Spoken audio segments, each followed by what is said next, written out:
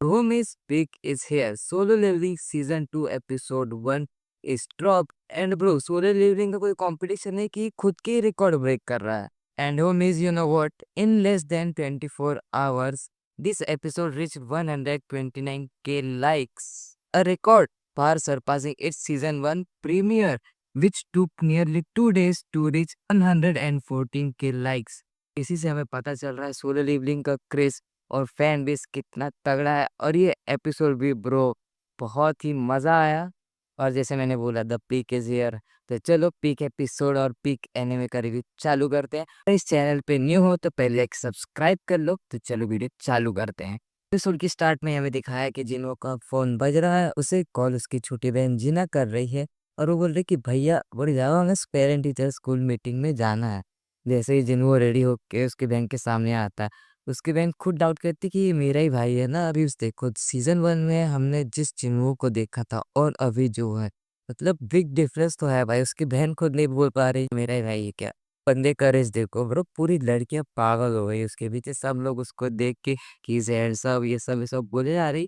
और उसकी छोटी बहन बोलती कि तू पॉपुलर तो लग रहा है, तेरी गर्लफ्रेंड भी नहीं है, शायद मैं किसी से इंट्रोड्यूस करा दूं क्या।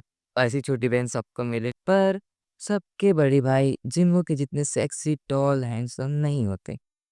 चलो छोड़ो, ना हूँ बात करो। और फिर जिन्हो और जिना की प्रिंसिपल की कॉन्वो दिखाई, जिसमें प्रिंसिपल जिना की तारीफ कर रही कि ही is a bright student, sorry she is a bright student. उसको सभी अपना रोल मॉडल मानते हैं। तो जिन्हो से एक क्वेश्चन पूछती है कि मैं तुझसे कुछ पूछ सकती हूँ क्या। जिन्हो बोले हाँ पूछ सकते हो। तो ये पूछती है कि अगर कभी जीना की मतलब इसकी छोटी बहन की पावर्स अवेकन मतलब ये अवेकन हो गई, तो क्या तू इसे हंटर बनाएगा। तो जिन्हो सीधे बोलते हैं कि नहीं, हंटर कभी नहीं बनाऊंगा। तो ये सुन के प्रिंसिपल जिनों से एक फेवर मांगती है। अब वो फेवर क्या मांगा वो हमें दिखाया बताया तो नहीं गया, पर आगे के सीनों से हमें पता चल जाता है कि ये जो लड़की जिसके पास अभी जिनो पहुंचा, ये उसी के बारे में होगा। और तो जिन वो इस लड़की से पहले ही मिल चुका है। और ये इसे अपनी छोटी बहन जिना की फोटो देखा था, जो कि उसी की क्लासमेट है। तो फिर ये लड़की जिनो को बोल रही मुझे नहीं पता प्रिंसिपल ने तुझे क्या बोला, पर मैं अपनी ये हंटर की जॉब को क्विट नहीं करने वाली। और जिन वो उस लड़की को बोलता है कि तू अभी ए रैंक हंटर है और इस लेवल पे तू अपना मतलब बाकी से अपनी लाइफस्टाइल नहीं सुधार सकती। तो वो लड़की बोलती है कि तू मुझे ये सब बात पता, तू खुद भी ए रैंक हंटर है ब्रो, तू क्या बता रहा है।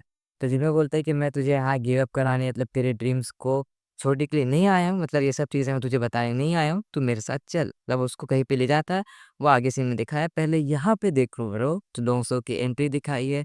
हाँ, ये वही बंदा है जिसके भाइयों को पहले पिछले सीजन में सीजन 1 में जिन्हों ने कुत्तों की तरह पेला था। और अब इनका बड़ा भाई जिन्हों को पेलने यहाँ आ चुका है, मतलब मारने के लिए वो आ चुका है।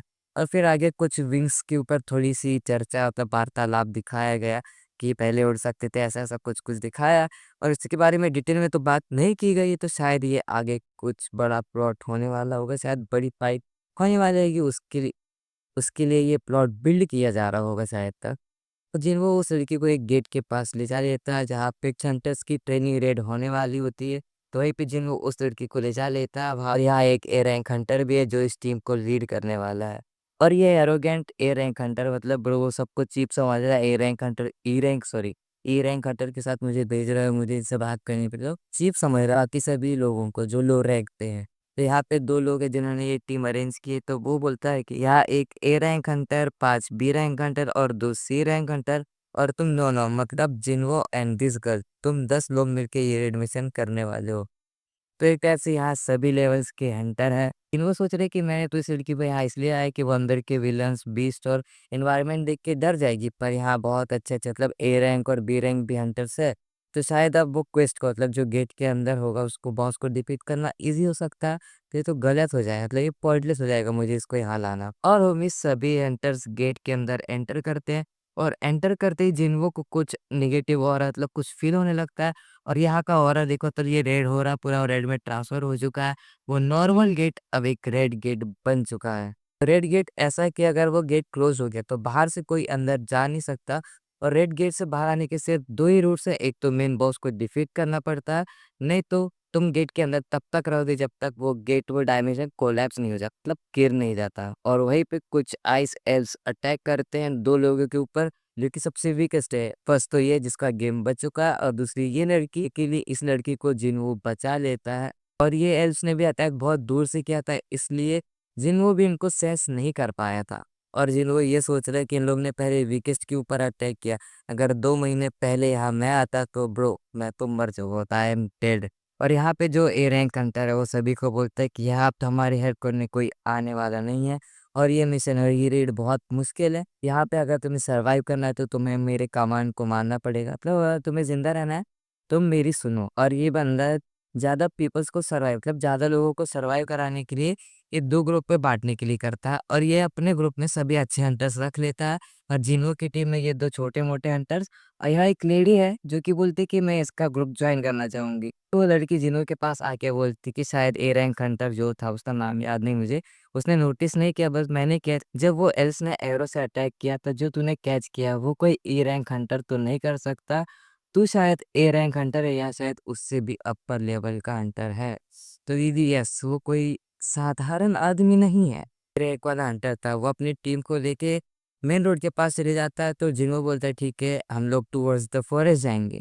और जैसे ही ये ए रैंक वाले हंटर की टीम मेन रोड के अंदर एंटर करती, वहाँ पे कुछ बियर्स आ जाते हैं, और वो इनको इजीली डिफीट भी कर देता है। फिर वही लड़ी जिसने जिन्हों का ग्रुप ज्वाइन की, वो बोलती है कि रुको, यहाँ के जो ट्रीज हैं इनके स्क्रैचेस देख के मुझे ये लग रहा है कि ये आइस बियर की टेरिटरी है, और इससे पहले हम किसी आइस बियर से मिले, मतलब वो बीच से मिले, हमें यहाँ से निकल जाना चाहिए। तो वहीं पे जिन्हों बोलता है कि अभी रुको, अभी फॉरेस्ट के और डीप जाते हैं। तो बोलती क्यों, ये वही ऐसा क्यों बोल रहा है, और मैं भी सोच रहा था कि ऐसा क्यों बोल रहा है। पर जिन्हों का आईक्यू देखो, मतलब ब्रो कि अगर ये सिर्फ आइस बियर की टेरिटरी है, तो यहाँ सिर्फ आइस बियर ही हमारे एनिमी है, and they are weaker than smart elves. लड़की भी शौक और मैं भी शौक कि भाई मुद्दा तो है बात में, मतलब सेंस तो है, क्योंकि वहाँ पे जो एल्व्स है वो स्मार्ट और स्ट्रांग भी है, और यहाँ सिर्फ बियर्स है। मतलब फ़ायदे तो यही है कि हम यहीं पे रहें। जिन्हें बोलते हैं बिसाइड ये सब चीज़ें मुझे बहुत ठंड लग रही है। वो अपनी इन्वेंटरी, मतलब वो स्पेस मैजिक जो भी था उससे सबके लिए स्वेटर निकालता है, और वहाँ के हंटर्स बोलते हैं कि भाई हाई रैंक हंटर्स के पास भी सिर्फ लो लेवल आइटम होते हैं, वो भी सिर्फ 1 और 2। तो bro he is not an ordinary guy bro, he is a जिन्हो।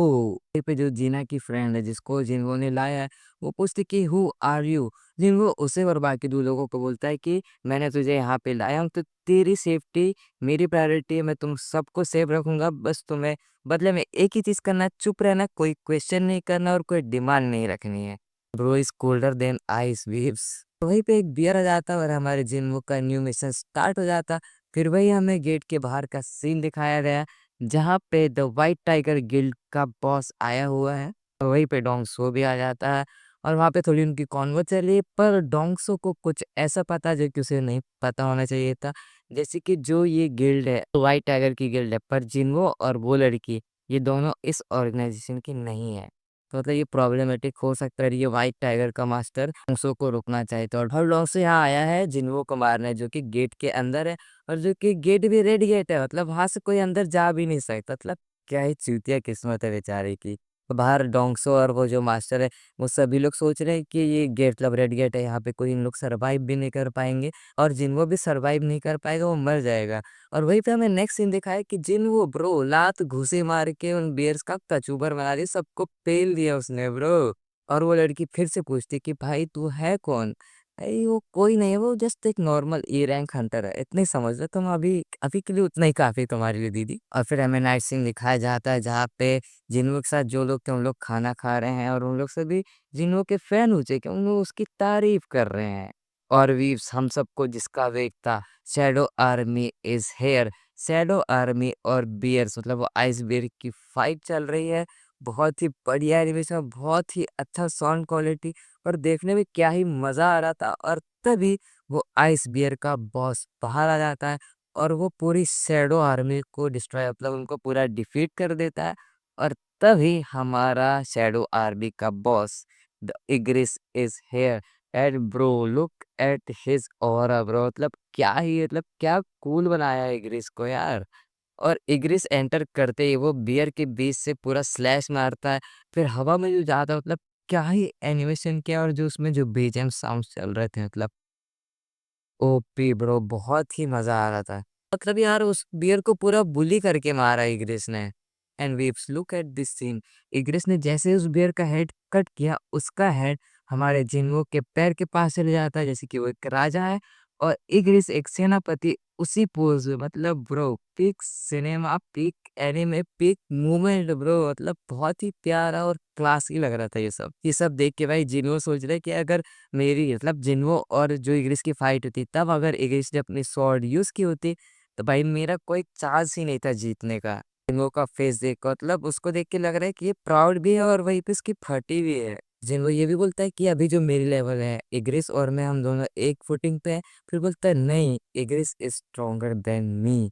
और फिर नेक्स्ट सीन में जो अदर टीम थी, जो वो ए रैंक वाले हंटर की टीम थी, हमें वहाँ के सीन दिखाए गए। वहाँ के जो लोअर रैंक के हंटर्स थे वो नीचे डले हुए हैं, उनको वो एल्स मार रहे हैं। और ये देख के ब्रो उस ए रैंक हंटर की गांड फट जाती है और बोलता है कि मेरे साथ ही ऐसा क्यों, मैं अभी ही उस टाइगर गिल्ड मतलब वो वाइट टाइगर गिल्ड का मेंबर बनने वाला था और ऐसे मेरे साथ क्यों। और तभी पीछे एक और उसका हंटर मतलब उसका साथी रहता है। वहां पे वो ऐसा है कि उसके ऊपर चाकू अंदर डाल देता है उसके ऊपर पूरा, और वो देख के ब्रो ए रैंक हंटर की पूरी गांड फट जाती है और वहां से भागने लगता है। और यहाँ पे जो फिर कैमरा शिफ्ट होके एल्स को दिखाया है, मतलब bro who what is this अवतार। मतलब अवतार मजा कर रहा हूँ पर ये कितना डेंजरस हो रहा है। हाँ, और ये कितना डेंजरस दिख रहा है ब्रो, इससे ही पता चल रहा है कि जो एपिसोड 2 आने वाला है भाई वो शायद एपिसोड 1 का भी रिकॉर्ड तोड़ दे, सब रिकॉर्ड तोड़ दे। बहुत मजा आने वाला एपिसोड, अब रहा नहीं जाता एपिसोड 2 कब आएगा। तो मीन्स इतना ही एपिसोड था, यही रिव्यू था। अगर वीडियो अच्छी लगी है तो वीडियो को लाइक कर दो, चैनल को सब्सक्राइब करो और अपना फेवरेट मोमेंट कमेंट आप करो। चलो मिलते हैं नेक्स्ट वीडियो में। अरिगातो गोजाइमास।